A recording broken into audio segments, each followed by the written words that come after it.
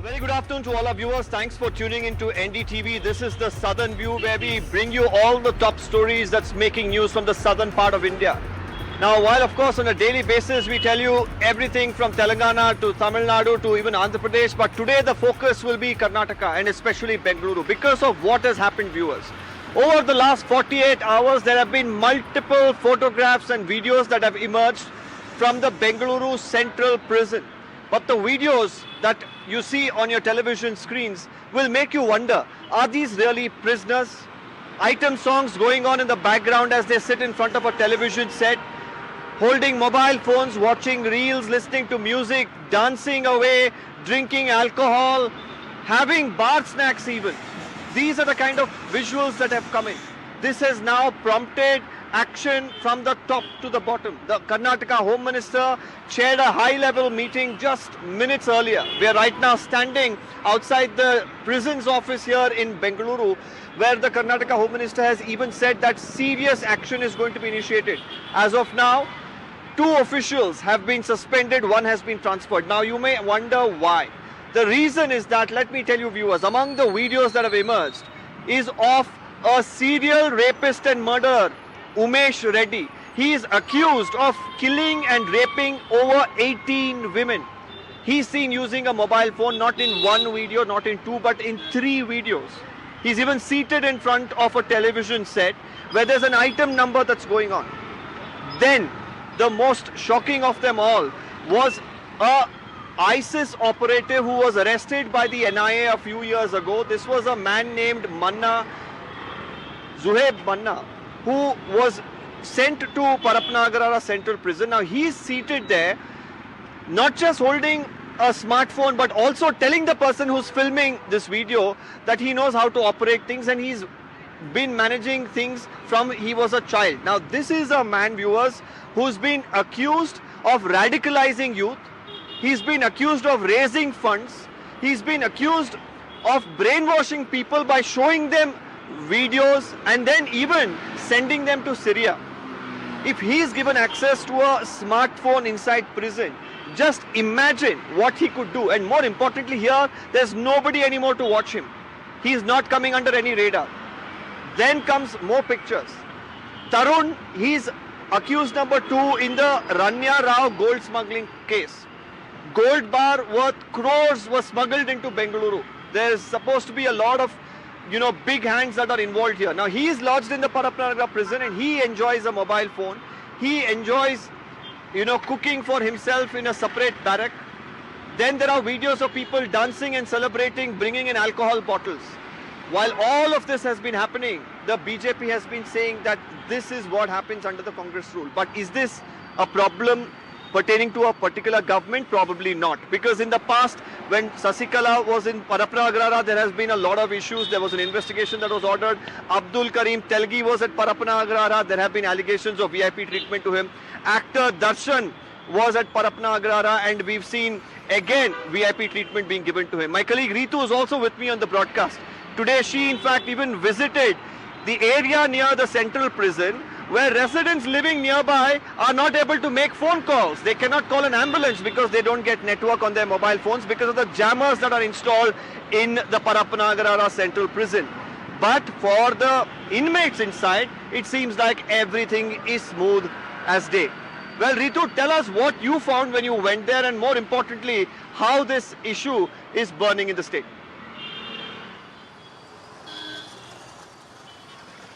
Well, very true, Deepak. You see, this party behind the bars is now under the scrutiny. Now, this is also raising, of course, a lot of questions on the government side as well, because the state government is in the under the fire right now with these kind of incidents coming to the fore. But this is not for the first time. You see, we have been seeing multiple videos really coming, emerging out of that premises, raising a lot of questions on the lapses side. But however, you see, what's quite surprising is that the jammers that are actually installed on the premises of this Bengaluru Central Jail should actually be be complete, there should be a mobile network that needs to be interrupted. There should not be any sort of an access. Now, for that reason, there are jammers on the premises. But unfortunately, you see, that's way for the fortunate enough for that these inmates are actually being able to access the mobile networks, where we are seeing these kind of videos surfacing. They are, accessing the calls for that matter, or any on the internet services for that reason. But you see, the locals around that are of course suffering. They've been demanding for years now that these jammers are really affecting their daily lives, because the students who are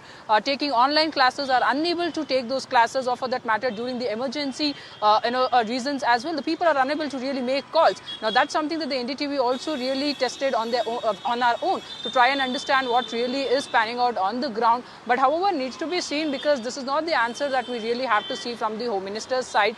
There needs to be a permanent solution to this particular issue. Now that's something that we'll have to see, that how, whether in the future, whether there would be a permanent solution to these kind of controversies that are really erupting. And also on the more important side, you see, for what is important for us to understand is that whether these inmates basically in the jail under trial, or for that matter who are convicted, needs to be kept separately. Now that's one of the important reasons why we actually see these kind of videos surfacing. But however, needs to be seen how that the government is really going to take up this whole investigation further from now on. Yes, Ritu, and this is something that the Karnataka Home Minister as well mentioned. But there's a lot of politics that's playing out. From the BJP to the JDS, all of them are slamming the Congress government, and the BJP even held protests today. So let's listen to how this story is unfolding politically in the state of Karnataka. I have taken note of some of these things. Some of them are old, supposed to have been recorded earlier, and some of them, one or two cases, recent ones. So what we have decided is to constitute an high-power committee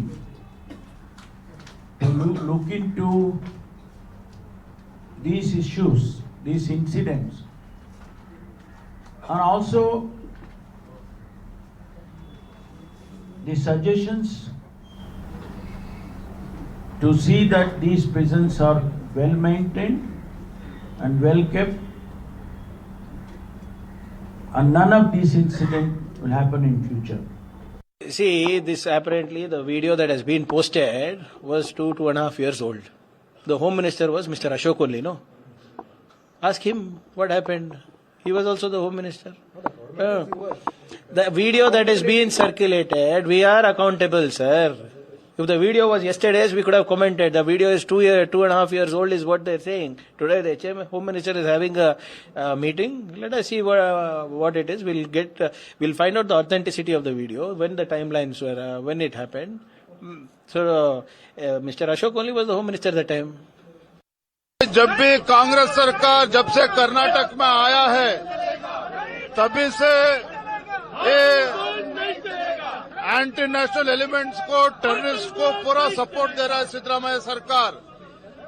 जो आप video देखा है, बेंगलुरु का परप्पा agrahara jail में जिस तरीके से terrorist, ISI agents सभी को व्यवस्था मिल रहा है, सभी को टीवी मिला है, मोबाइल मिला है, दारू सब मिला है, इसका पूरा सपोर्ट कांग्रेस सरकार से मिल रहा है। ये जो सपोर्ट कर रहा है, पूरा देश विरोधी का काम जो कांग्रेस सरकार कर रहा है, इसके खिलाफ भारतीय जनता पार्टी हम लोग डिमांड कर रहे हैं, माननीय मुख्यमंत्री सिद्धरामैया और होम मिनिस्टर को, परमेश्वर को इस्तीफा देना चाहिए। एनआईए ने क्रैकडाउन किया इस आतंकी पर, इसको गिरफ्तार किया, इसके ऊपर यूएपीए लगा है, इंडियन पीनल कोड की गंभीर धाराएं लगी है, waging war against the nation ये धारा भी लगी है, और ऐसे आतंकी को हाई सिक्योरिटी जोन में रखने की आवश्यकता थी। परंतु आप देख सकते हैं कि कांग्रेस पार्टी ने इस आतंकी को मोबाइल फोन का एक्सेस दिया है, टेलीविजन का एक्सेस दिया है, और खुले तरीके से वो जेल में बैठकर वहां से फोन लगा रहा है और लोगों से संपर्क कर रहा है। इसका मतलब यह है कि जो कांग्रेस पार्टी है वो एक तरह से इस आईसिस रिक्रूटर को खुली छूट दे रही है कि वो जेल की सिक्योरिटी से लोगों को रिक्रूट कर सके। तो सोचिए, हम आतंकियों को धर दबोचते हैं, आज देख रहे हैं आप, और जब धर दबोचने के बाद उनको जेल भेजा जाता है तो कांग्रेस पार्टी उनके लिए यहां पर व्यवस्था करती है कि वो अपने आतंकी मंसूबों को और भी प्रखर रूप से अंजाम दे और भी लोगों की रिक्रूटिंग कर सके। ನೀವು ಪರಪ್ಪನಗರದಲ್ಲಿ ಇರತಕ್ಕಂಥ ಟೆರರಿಸ್ಟ್ ಬಗ್ಗೆ ಚರ್ಚೆ ಮಾಡ್ತೀರಿ, ವಿಧಾನಸೌಧದಲ್ಲಿ ಇರತಕ್ಕಂಥ ಟೆರರಿಸ್ಟ್ ಬಗ್ಗೆ ಚರ್ಚೆ ಯಾರು ಮಾಡ್ತಾ ಇಲ್ವಲ್ಲ. ವಿಧಾನಸೌಧದಲ್ಲಿ ಟೆರರಿಸ್ಟ್ಗಳನ್ನ ಇಟ್ಕೊಂಡು ಪರಪ್ಪನಗರದ ಟೆರರಿಸ್ಟ್ ಬಗ್ಗೆ ಏನು ಚರ್ಚೆ ಮಾಡ್ತೀರಿ? ಅದರಿಂದ ಇವತ್ತು ಗೃಹ ಸಚಿವರು ಏನೋ ತನಿಖೆ ಮಾಡ್ತೀನಿ ಅಂತ ಹೇಳವ್ರೆ, ಸತ್ಯಾಸತ್ಯತೆ ತಿಳ್ಕೊತೀನಿ ಅಂದವ್ರೆ. ಅವ್ರಿಗೆ ಗೊತ್ತಿಲ್ವ ಪರಮೇಶ್ವರ್ ಅವರಿಗೆ ಅಲ್ಲೇನು ನಡೀತಿದೆ ಅಂತ ಹೇಳಿ? ಅದರಿಂದ ಇವತ್ತು ಮಾಧ್ಯಮಗಳಲ್ಲಿ ಅಲ್ಲಿ ನಡೀತಿರ್ತಕ್ಕಂಥ ಹಲವಾರು ರೀತಿಯ ಒಂದು ಮನರಂಜನೆಗಳಿರ್ಬೋದು. So that's as far as the politics around this entire case is concerned. Now the Karnataka Home Minister, like you heard, has clearly said now that there's a high power committee that's going to be formed. This is going to submit a report in a month's time. Suspensions have been ordered, transfers have been made. But the question is this rot going to continue? Because in the past it has happened, it's happening even now. Why does it? And the core or the crux of this matter needs to be investigated and put an end to. That's probably the demand.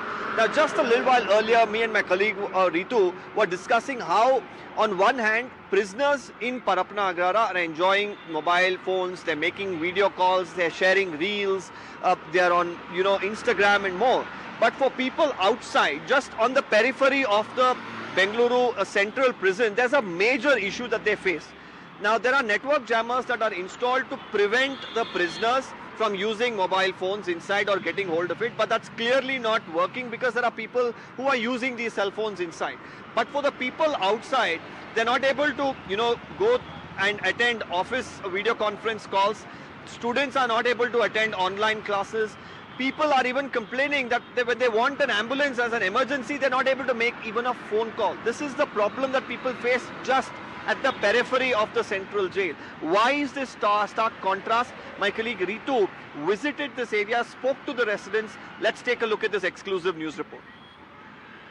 Just 200 meters from here, Bengaluru Central Jail is located. Well, you've heard me right. The same central jail from where the series of videos, including terror operatives seen using mobile phone, is going viral. Basically, the larger question being raised here that are the really rules different for the jail inmates, since there is a jammer that is installed on the jail premises, and there are residents who have been for a couple of years protesting and demanding the officials, saying that they are unable to utilize any of the essential services due to these jammers being installed. We are joined by few residents near this central jail basically. जो अंदर है वो अच्छा आदमी है, जो बाहर public है वो पूरा कैदी है. इधर जो जामर के लिए है बहुत परेशानी हो गया, इधर बहुत मुश्किल है. अभी क्या तो इमरजेंसी एम्बुलेंस को फोन करना है, समझो कॉल नहीं जाएगा इधर. अभी नाइट में हमारे घर पे एक पेशेंट है, हमारी मम्मी है, उसको इमरजेंसी कॉल करना है, एम्बुलेंस मांगना है तो एम्बुलेंस वाला नहीं आएगा. दर्शन का विश्व आने के बाद और ज़्यादा कर दिया जामर पावर. सेंट्रल जेल से 3 किलोमीटर सराउंडिंग में ये जामर आ रहा है. अभी ये बड़ी मैं जाके 3-4 बार सुपरिटेंडेंट का DIG का मैं कंप्लेंट दिया, कंप्लेंट का नहीं सुन रहा है. ये अंदर वाला का VIP ट्रीटमेंट. ये परपनगर सेंट्रल जेल नहीं है, परपनगर रिजॉर्ट है ये. The simple question over here is that whether these jammers are only effective for the residents around this area and not to these jail inmates. Larger question being raised here now, what that these authorities will really do, and the state government, how will they really resolve this whole matter and ensure that such lapses really do not take place in the future? That remains to be seen. With video journalist Kumar, Ritu Rajpurohit for NDTV in Bengaluru. So that was my colleague Ritu there speaking to the residents. Ritu, tell us, when you spoke to some of these people, we did hear their stories. It is agonizing to say the least, and especially when you see the stark contrast. On one hand, inmates using their mobile phones. On the other, people who are authorized to pay money, their hard-earned money, and their honest tax-paying citizens who don't commit crimes. They're not able to really attend office video conferences. They're not able to have their students go to online classes. They're not able to make emergency calls. Ritu. Well, very true, Deepak. You see, it's quite unfortunate that these jail inmates who are supposed to undergo the punishment are actually enjoying this luxurious life, while the people outside, the residents who are staying in the almost 3 kilometers radius of this particular Bengaluru Central Jail premises, are suffering every single day since morning till evening, whether it's about the study or it is about the office meetings, or for that matter during the emergency services as well. For that matter, even for an individual to really book an Ola, Uber also becomes very difficult. I myself tried to dial someone out there and I was unable to do it. Now these are the kind of instances that are really panning out on this premises, is raising a lot of questions. Obviously, one about the lapses as well. Secondly, about whether the rules are really different for the insiders and the outsiders as well. On the other side, you see, you have the Home Minister comes out to state that he will not tolerate any of this nonsense and enough is enough. There needs to be a solution to it. There is a lack of staff. Now that's the kind of reason he comes out to tell. Irrespective of whatsoever it is, irrespective of any political party being in the power, these kind of instances should really not come to the fore. Now, that's the kind of demand that we are seeing on the ground as well. On the other side, you see the people who are really coming to meet the family members probably who are inside the jail. Now they themselves were actually sharing with us, saying that the moment I'm out here after that 200 meters from the particular location of the jail, I'm able to make a call. But the moment I'm unable to make a call, but the moment I move inside the main the location where the jail is really located, I'm able to make calls, send messages as well, receive messages as well. So on those lines, you see the Home Minister coming out to make these kind of statements, or for that matter the CM Siddaramaiah says that the DG is was on the holiday, and that's the reason you have this kind of an instance coming to the fore. Irrespective of all that, you see these kind of statements are really not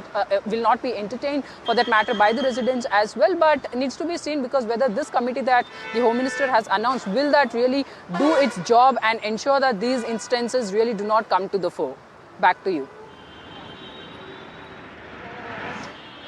Well, Ritu, that's a very important question. There are committees that are formed, there are investigations that are ordered, there are suspensions that happen. How many times haven't we seen this? But why aren't we really seeing a change on the ground is the larger question that presents itself before us today. Are we as a society to believe that this is normal? That the government will, after a video like this emerges, after a photograph of an actor, a very popular actor, cigarette in his hand, a coffee mug, casually seated in the prison premises as if he's sitting in a park, then they say we'll order an investigation. We have a high profile prisoner like Sasikala who's lodged inside the prison.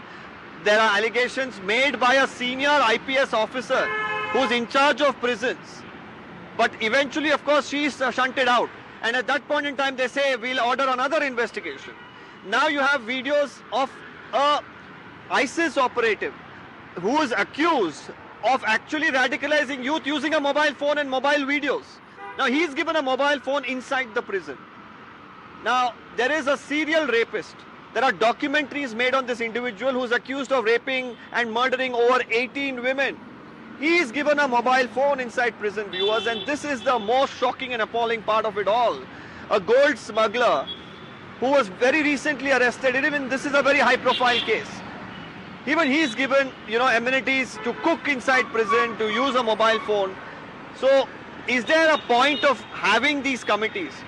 Is it a problem of just one government, or is it government after government, or is the rot really not fixable at all?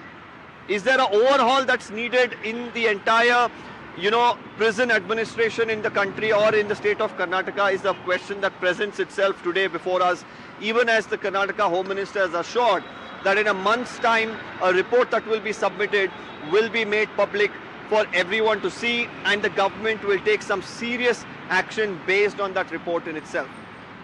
So it's, of course, one question on the, is from the opposition that the government hasn't been really doing anything to change things on the ground in Parapnagarh. On the other, it's the residents around Parapnagarh who face a different problem. But the moot question here is, can the government, can the police really put an end to the corruption and the VIP treatment that prisoners are getting inside the Bengaluru Central Jail? Well, with that, it's a wrap from me and Ritu on the Southern View. More news and updates will continue on NDTV. Don't go anywhere.